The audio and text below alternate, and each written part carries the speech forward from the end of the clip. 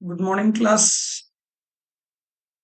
आज आपण सूक्ष्म आणि स्थूल अर्थशास्त्राचा परिचय थोडक्यात घेणार आहोत. मी प्राध्यापक Ramesh Kolhe, director of R K. Institute of commerce, Nashik. चला तर स्टार्ट करूया फर्स्ट लेक्चर. सूक्ष्म आणि स्थूल अर्थशास्त्राचा परिचय. बघा विद्यार्थी मित्रांनो, आधुनिक अर्थशास्त्राच्या 2 शाखा आहेत. त्यामध्ये पहिली शाखा म्हणजे सूक्ष्म अर्थशास्त्र. बघा आधुनिक अर्थशास्त्र म्हटलं की आपल्याला लक्षात ठेवायचं आहे आधुनिक अर्थशास्त्राच्या किती शाखा आहेत. आधुनिक अर्थशास्त्राच्या 2 शाखा आहेत. त्या म्हणजे पहिली शाखा आहे तुमची सूक्ष्म अर्थशास्त्र आणि दुसरी आहे स्थूल अर्थशास्त्र. सर लक्षात ठेवायचं आहे, आपल्याला एक्झाम मध्ये प्रश्न विचारला जाऊ शकतो. आधुनिक अर्थशास्त्राच्या किती शाखा आहेत? आधुनिक अर्थशास्त्राच्या 2 शाखा आहेत, सूक्ष्म अर्थशास्त्र आणि स्थूल अर्थशास्त्र. चला तर थोडक्यात आपण दोघांचा परिचय करून घेऊया. सूक्ष्म अर्थशास्त्र म्हणजे काय, तर आपण त्यामध्ये पहिले सूक्ष्म शब्द जो दिलाय त्याचा अर्थ समजून घेऊया. सूक्ष्म सूक्ष्म सूक्ष्म याचा काय अर्थ? सुईसारखा बारीक म्हणजे सूक्ष्म का? आणि स्थूल म्हटलं म्हणजे हत्तीसारखा मोठा म्हणजे स्थूल का? तर नाही. बघा सूक्ष्म याचा अर्थ असा होतो की आपण एका घटकाचा वैयक्तिकरित्या अभ्यास करतो. Study of individual. ओके, वैयक्तिक घटकांचा अभ्यास करणं म्हणजे सूक्ष्म अर्थशास्त्र. म्हणजे काय, तर संपूर्ण भारतीय अर्थव्यवस्था, यातील संपूर्ण भारतीय अर्थव्यवस्थेचा एकत्रित अभ्यास नाही, तर या ठिकाणी आपण त्यातील एखादा विशिष्ट व्यक्ती असेल, एखादा ग्राहक असेल, उत्पादक असेल, एखाद्या विशिष्ट ग्राहकाची मागणी, एखादी विशिष्ट उत्पादन संस्था आहे त्याचा होणारा खर्च, किमतीचा परिणाम, असं विशिष्ट वस्तूचा, विशिष्ट व्यक्तीचा, विशिष्ट संस्थेचा, ग्राहकाचा, उत्पादकाचा, एका विशिष्ट घटकाचा अभ्यास या ठिकाणी करतो. तर सूक्ष्म शब्दाचा जो मराठी अर्थ आहे तो लहान किंवा दशलक्षवा भाग.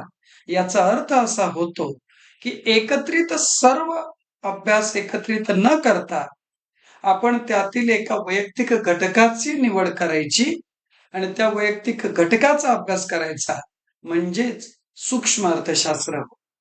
हे लक्षात ठेवा डिअर स्टुडंट्स. मग स्थूल अर्थशास्त्र काय? जसं की आपण बघितलं की सूक्ष्म अर्थशास्त्र म्हणजे काय, तर एका वैयक्तिक घटकाचा अभ्यास करणं म्हणजेच सूक्ष्म अर्थशास्त्र. लहान किंवा दशलक्षवा भाग कशाला म्हणतो, तर अर्थव्यवस्थेमध्ये असणाऱ्या सर्व घटकांचा अभ्यास न करता त्यातील एका घटकाची निवड करतो आणि त्याचा अभ्यास करतो, म्हणजे सूक्ष्म. स्थूल कशाला म्हणायचं?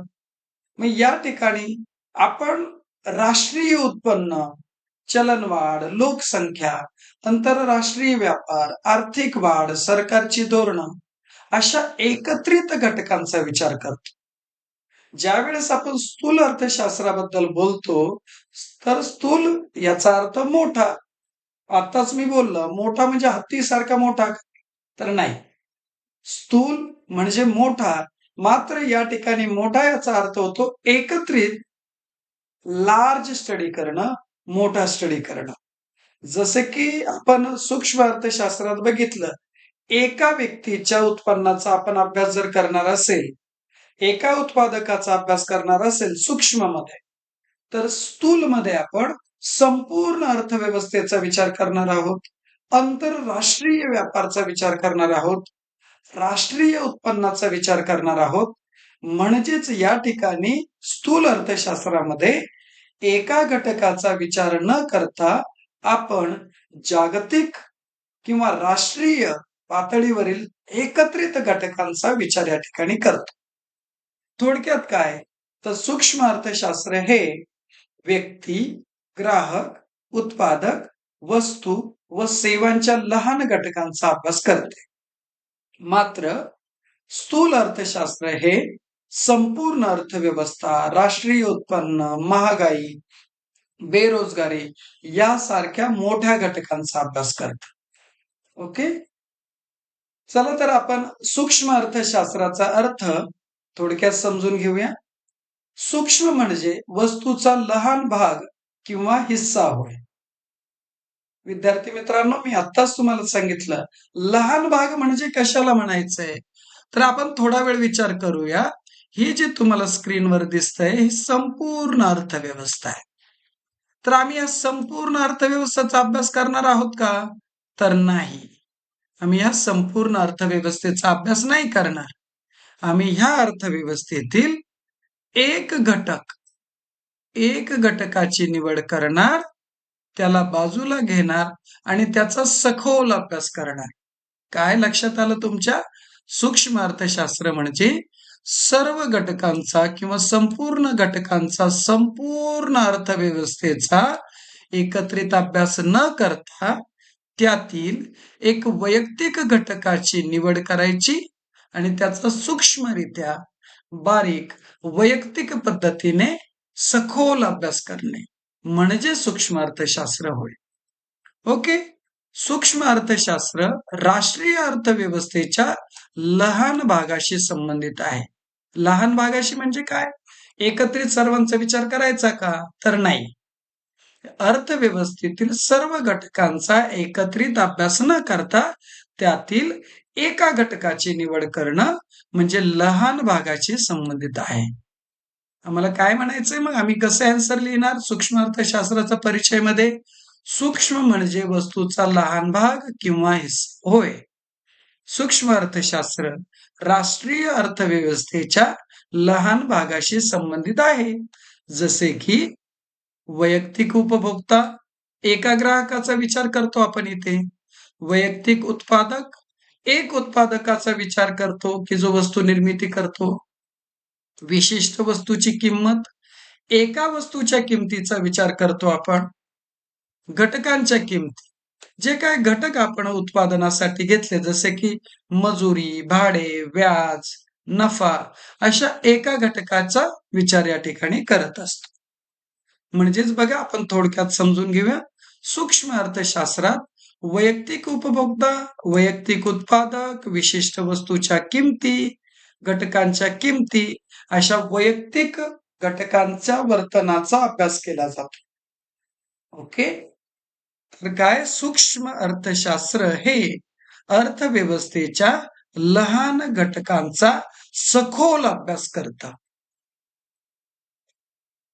व्याख्या बघूया आपण सूक्ष्म अर्थशास्त्राची.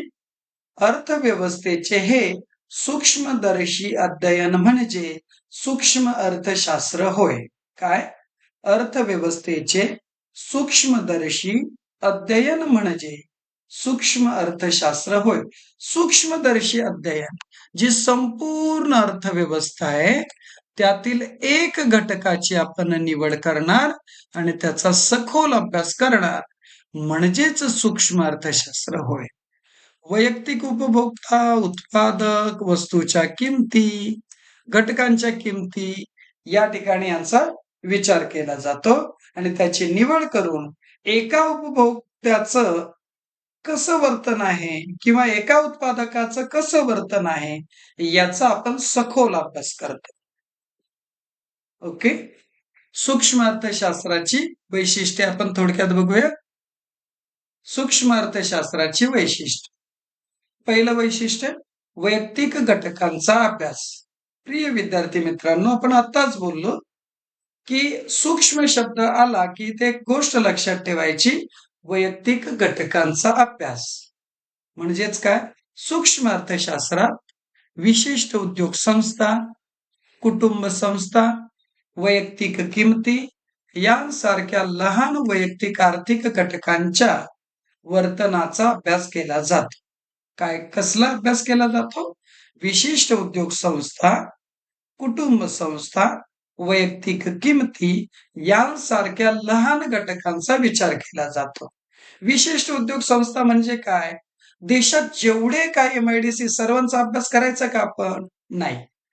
तर त्यातील एखादी विशिष्ट उद्योग संस्था जसे की टाटा मोटर्स, आपण टाटा मोटर्स समोर घेतले आणि टाटा मोटर्सचा अभ्यास करणार. उत्पादन कसे करतात, खर्च काय आहे, नफा किती, किमती कशी, एका उद्योग संस्थेचा अभ्यास. कुटुंब संस्था, एखादी कुटुंब संस्था निवड करून त्याच्या उत्पन्नाचा अभ्यास या ठिकाणी केला जातो.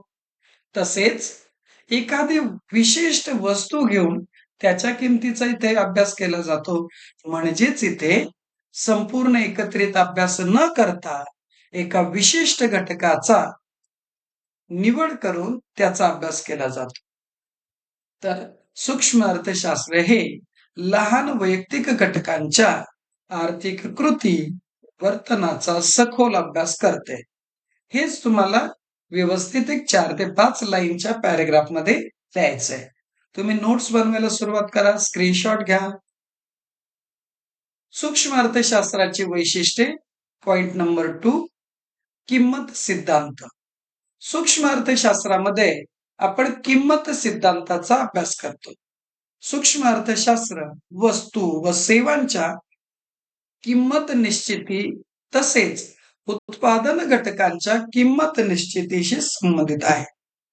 काय काय बघा विद्यार्थी मित्रांनो, सूक्ष्म अर्थशास्त्रानुसार आपण काय करतो, ज्या वस्तू आहे, सेवा आहे, यांचा वैयक्तिक अभ्यास करतो आणि वैयक्तिक अभ्यास केल्यामुळे वस्तू व सेवा यांची किंमत निश्चिती असेल किंवा उत्पादन घटक असेल यांचा देखील वैयक्तिक अभ्यास करतो. म्हणून उत्पादन घटकांच्या किंमत निश्चिती असेल या गोष्टींचा अभ्यास आपण या ठिकाणी सखोल करू शकतो. वस्तू आणि सेवांची किंमत निश्चिती करणे तसेच उत्पादन घटकांच्या किंमत निश्चिती करणे यासाठी सूक्ष्म अर्थशास्त्र मदत करते, म्हणून त्यास किंमत सिद्धांत असे म्हटले जाते. सूक्ष्म अर्थशास्त्राची वैशिष्ट्ये, पॉइंट नंबर 3, आंशिक समतोल. अंश एक सूक्ष्म भाग. आपण संपूर्ण अर्थव्यवस्थेचा एकत्रित अभ्यास करतो का? तर नाही. त्यातील वैयक्तिक घटकाचा अभ्यास करतो, म्हणजे एक अंश याचा अभ्यास करतो. ओके, अंश म्हणजे माहिती आहे सर्वांना की त्यातील काय विचार करतो आपण, एक छोटासा भाग, एक छोटासा हिस्सा म्हणजे अंश, आणि याचा अभ्यास सूक्ष्म अर्थशास्त्रामध्ये केला जातो. बघा या ठिकाणी अंश समजलंय की एक छोटासा हिस्सा, छोटासा भाग. समतोल म्हणजे काय, तर दोन घटकांतील संतुलन म्हणजे समतोल होय. दोन घटकांमध्ये काय साधायचंय आपल्याला, संतुलन. हे बघा तुम्हाला या ठिकाणी दाखवलं की तराजू सर्वांना माहितीच आहे. या दोन घटकांमध्ये काय साधायचंय तुम्हाला, संतुलन सेम असला पाहिजे. सो दोन घटकांमधील संतुलन म्हणजे समतोल होय. सूक्ष्म लक्षी अर्थशास्त्रीय विश्लेषण म्हणजे आंशिक समतोलाचे विश्लेषण होय. थोडक्यात काय, आपण एक उपभोक्ता घेणार किंवा एक उत्पादन संस्था, विशिष्ट उद्योग यांची निवड करणार, म्हणजे काय, संपूर्ण अर्थव्यवस्थेतून एका घटकाची निवड करणार आहोत. आणि एका घटकाची निवड करणे म्हणजे एक अंश याची निवड करायची आणि या घटकांचं समतोल साधायचा आहे. आणि असा समतोलाचा बिंदू आम्हाला या ठिकाणी शोधायचा आहे, तर त्यालाच आंशिक समतोल असं म्हटलं जातं. इथे लक्षात, म्हणजे कसं आंशिक समतोल पद्धत कशी असते, वैयक्तिक घटकाला इतर घटकांपासून बाजूला काढले जाते. म्हणजेच आपण काय करतो, एका घटकाची निवड करतो, नंतर काय करतो, त्या घटकाचा स्वतंत्र अभ्यास करतो. म्हणजे त्या घटकाची असणारी मागणी, पुरवठा, किंमत, उत्पादन याचे विश्लेषण करून एक समतोल बिंदू याचा आपण शोध घेतो आणि म्हणूनच त्याला आंशिक समतोल असं म्हटलंय.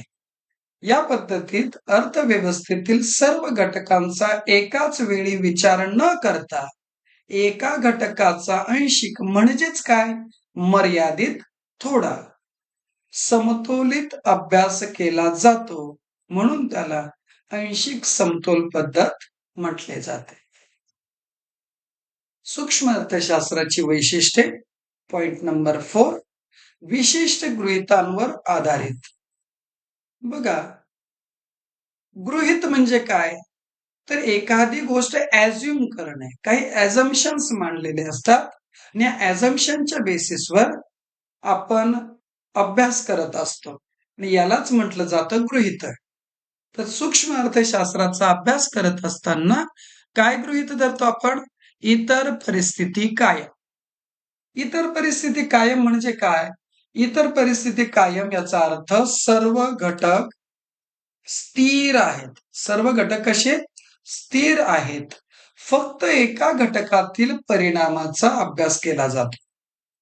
काय म्हटलंय बघा, सर्व घटक कसे स्थिर आहेत. आणि या सर्व घटकांचा अभ्यास करायचा आहे का आपल्याला? नाही. आपण सर्व घटक स्थिर आहे असे अझ्युम करतो, असं गृहीत धरतो आणि त्यातील एका घटकाचा काय परिणाम आहे याचा मात्र आपण सखोल अभ्यास करतो.